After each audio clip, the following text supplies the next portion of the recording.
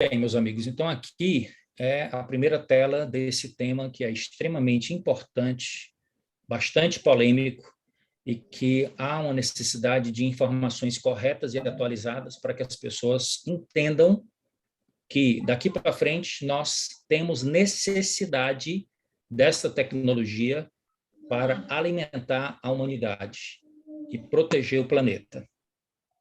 Então, o tema vai ser esse: mitos e verdades sobre alimentos transgênicos. Então, sempre que vocês virem esse selo com esse triângulo amarelinho e a letra T dentro dele, refere-se a um alimento que contém ingredientes ou um produto que contém alimentos que foram modificados geneticamente. Certo? Então, a sigla traduzida para o nosso idioma fica como OGM, de organismos geneticamente modificados, ou o original em inglês, GMO, a mesma coisa. Então, primeira coisa importante para ter de informação sobre esse tema: todo organismo que tiver o seu DNA modificado é considerado um organismo OGM, é considerado um organismo geneticamente modificado. Só que essa modificação pode ou não ser feita com a inserção de um gene externo a esse organismo. Então, você pode fazer alteração no próprio DNA do organismo e fazer com que ele expresse novas características que aumentem a sua performance no ambiente, melhore a qualidade, aumente a nutrição, melhore a capacidade de defesa, melhore a sua capacidade de resistir às intempéries. São várias manifestações que se conseguem com a alteração genética dos alimentos. Mas você também pode alterar trazendo genes de um outro organismo para dentro desse que você deseja modificar. Então, quando receber um gene externo proveniente de uma outra espécie que não é sexualmente compatível, o organismo, além de ser um OGM, é transgênico. Então, olha só a definição, que isso é muito importante. Modificou o DNA e criou uma nova expressão de uma característica nova naquele alimento, naquele organismo, você tem um OGM, tem um organismo geneticamente modificado. Agora, se essa modificação incluiu trazer o gene de uma outra espécie e introduzida no DNA dessa que você quer modificar, então ele é, além de OGM, é transgênico. Então, quero dar aqui 2 exemplos para vocês gravarem essa definição. Uma batata geneticamente modificada que não escurece e produz menos acrilamida foi liberada nos Estados Unidos e aprovada pelo FDA. Deixa eu explicar a importância desse assunto. Essa batata foi criada por uma empresa americana e contém até 72% menos acrilamida, que é uma substância potencialmente cancerígena, que se forma quando a batata ou outros alimentos são expostos a alta temperatura. Então, se vocês olharem aqui no slide, na imagem superior direita, você tem aqui a fórmula de um aminoácido que está presente nas proteínas de praticamente todos os alimentos, chamado asparagina.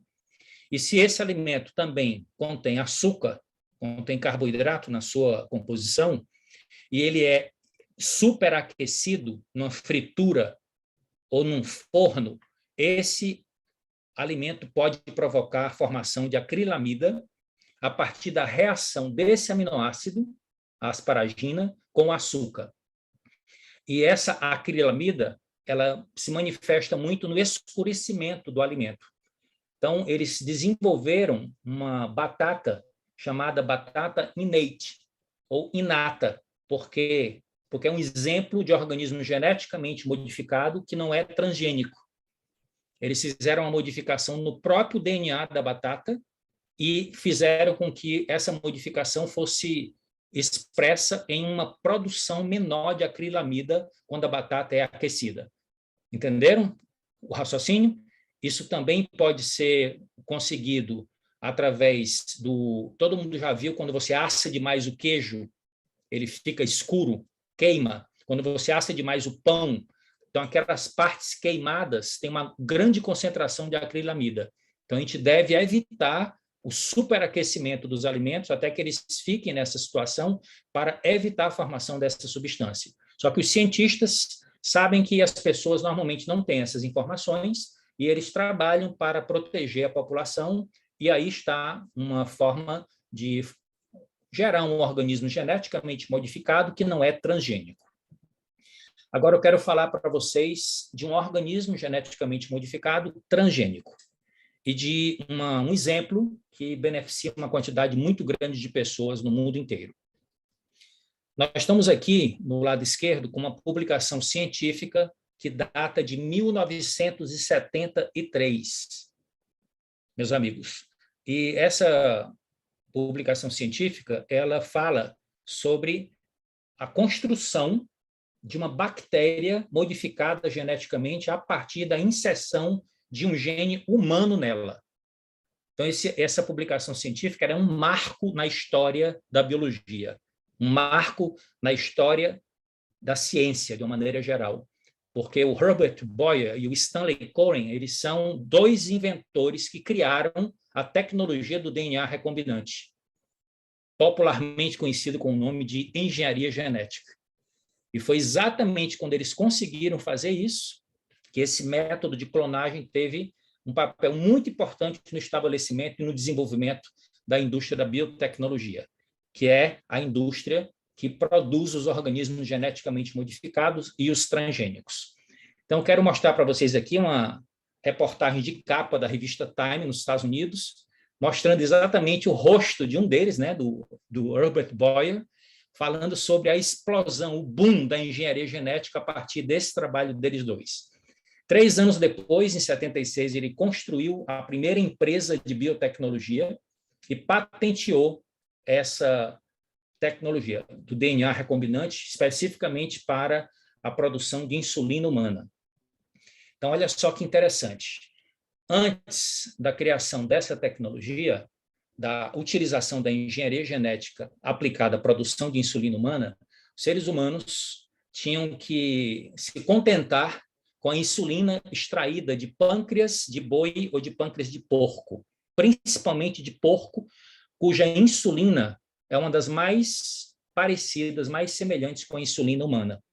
Agora, imagine a quantidade de pâncreas que era necessário ser tirado do animal que era abatido para a alimentação com esse destino, com esse objetivo, de transformar isso numa insulina que os seres humanos que tinham diabetes, principalmente diabetes tipo 1, que é dependente de insulina, o pâncreas não produz insulina, por uma doença autoimune, ou seja, o próprio sistema imunológico da pessoa ataca as células produtoras de insulina no pâncreas.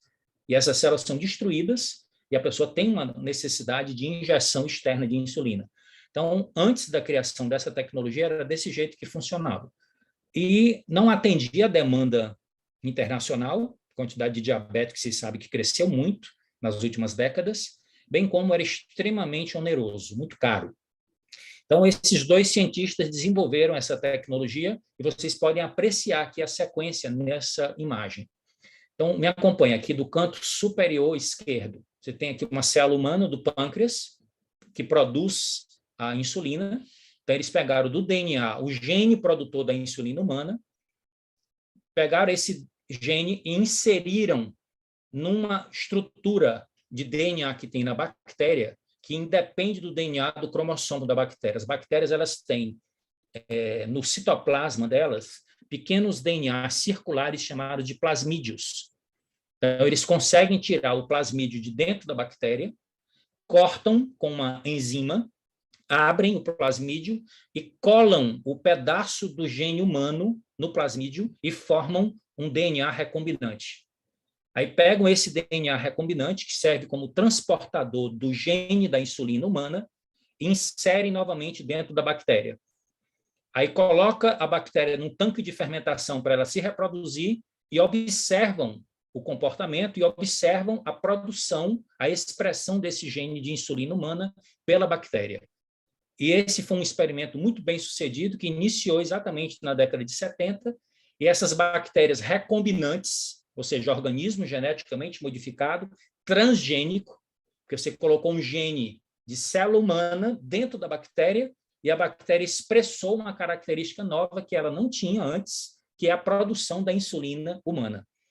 E aí depois eles extraem, purificam e está disponível agora para o consumo humano desde a década de 70. Esse aqui é um exemplo da aplicação da engenharia genética para o benefício da humanidade. Muita atenção para esse ponto. Esse aqui é um organismo geneticamente modificado, transgênico, diferente da batata innate que nós acabamos de mostrar no exemplo anterior. Quando eu estava na minha carreira anterior de professor de biologia, olhem só a data desse livro, meus amigos. Eu viajava muito no final do ano para São Paulo para fazer cursos de atualização, para sempre dar um curso diferente de biologia no ano seguinte para os meus alunos. Inclusive, tem ex-aluno aqui, dentro dessa sala, que lembra disso. Eu estou aqui em 1986, praticamente no início da minha carreira de professor de biologia, fui para a USP e comprei esse livro. E olha o título do livro, Brincando de Deus, a engenharia genética e a manipulação da vida. Foi a primeira vez que eu comecei a ler sobre esse assunto e comecei a tomar conhecimento sobre esse mundo de conhecimento, de informação, de tecnologia que já estava com mais de uma década em andamento no mundo, não é isso? Como eu mostrei agora para vocês aí dos experimentos da década de 70. Agora, para ilustrar a importância da engenharia genética, é que eu quero que vocês gravem essa imagem aqui. Peguei 4 fontes de alimentos vegetais que são comumente consumidos pelos seres humanos de uma maneira geral no mundo. O arroz, o feijão, o trigo e o milho. Uns mais, outros menos, mas está tudo de acordo com a cultura, né? Esses exemplares de vegetais que nós utilizamos hoje na nossa culinária, na nossa dieta, se vocês forem analisar com as formas selvagens deles, primitivas, não tem absolutamente nenhum tipo de relação. Então, todos esses alimentos que nós consumimos, eles são modificados geneticamente ao longo das décadas anteriores à criação da tecnologia do DNA recombinante, com outras formas de manipulação genética para melhoramento genético dos alimentos. E dentre as técnicas utilizadas era a provocação de mutações. E muitas vezes, sabe o que é que os cientistas usavam para provocar mutações e depois fazer cruzamento para ter melhoramento genético, para ter alimentos que fossem mais resistentes às pragas, alimentos que precisassem de menos água, alimentos que fosse, né, não fosse tão necessário utilizar agrotóxicos, pesticidas, tudo isso. Eles usavam radiação e usavam ataque químico com substâncias cancerígenas para provocar mutação nos alimentos para poder criar o melhoramento genético. Então, era um método comparado com a engenharia genética pré-histórico. Com o advento da engenharia genética, o método ficou preciso, cirúrgico, com o mínimo de efeitos colaterais no processo do desenvolvimento tecnológico. Então, para enfatizar essa nossa linha de raciocínio, eu trouxe aqui também para vocês um depoimento da Simone Yoda, que é a nossa diretora de pesquisa e desenvolvimento de assuntos científicos do Sancan, da Herbalife Internacional, e ela, num debate científico que eu solicitei em particular com ela, ela falou para mim exatamente isso que está escrito aqui. Davi, fica tranquilo e divulgue nas suas aulas que os alimentos OGM e os transgênicos têm sido muito estudados e que o consumo dos produtos que contêm ingredientes derivados desses alimentos não causam absolutamente nenhum risco à saúde. Isso é atestado pela FAO e pela OMS. Então, ela, quando mencionou isso, ela disse, Davi, eu posso compartilhar com você o documento original que fala sobre todas essas referências e todos esses critérios de segurança do consumo de alimentos geneticamente modificados. Muito bem, agora eu quero fazer algumas reflexões finais para a gente concluir essa pequena aula sobre esclarecimento de organismos geneticamente modificados e transgênicos. Vejam que frase. Mais de 1 trilhão de refeições com alimentos transgênicos já foram servidos no mundo, meus amigos, desde que essa tecnologia passou a ser utilizada. E desde então, nunca houve sequer um caso de registro de doença decorrente do consumo de alimentos transgênicos, alimentos modificados geneticamente. Quem é Peter Diamandis? Peter Diamandis, hoje, é um biólogo molecular e engenheiro aeroespacial com formação no MIT, médico com formação na Harvard Medical School e um empreendedor serial que tem articulação mundial com os maiores cientistas e os maiores empreendedores na escala de bilionários para resolver questões fundamentais da humanidade, no que diz respeito à fome, produção de energia, doenças e viagem no espaço sideral, para a conquista do espaço pelos seres humanos. E ele tem um livro que eu vou mostrar para vocês aqui agora, a capa do livro, que eu recomendo a leitura para quem gosta de saber mais, onde ele afirma: os alimentos geneticamente modificados, incluindo os transgênicos, são seguros para consumo humano e para a sustentabilidade do planeta. Este é o livro, o título vocês estão vendo aí, A Abundância, o Futuro é Melhor do que Você Imagina. Ele escreveu esse livro em parceria com um jornalista. E se você não quiser ler o livro todo e você tiver acesso ao livro físico, em alguma livraria, abra e leia somente o capítulo 9. Eu, inclusive, fiz a revisão aqui hoje, na hora que estava preparando essa aula para vocês. O título do capítulo 9 é esse: Alimentando 9 bilhões de seres humanos. Então, a engenharia genética possibilita a criação de vegetais com vários benefícios. Primeiro, mais nutritivos. Segundo, mais resistentes às pragas, portanto, menor necessidade de usar agrotóxicos e pesticidas. E terceiro, que exigem menos água potável, que é um outro grande desafio. Não sei se vocês sabem, mas mais de 2 bilhões de seres humanos hoje não têm acesso no planeta Terra à água potável. Então, para a gente fazer o encerramento, eu queria que vocês fizessem essa reflexão. Você consome organismos geneticamente modificados e nem sabe. Vou só mostrar aqui para vocês, a seguir, alguns deles, só para vocês saber que você consome regularmente e nem está sabendo. Batata, cenoura, berinjela, alface, mamão, tomate, pimentão, morango e soja. Quem aqui de vocês consome regularmente pelo menos 2 desses alimentos na sua casa e compartilha isso com a sua família?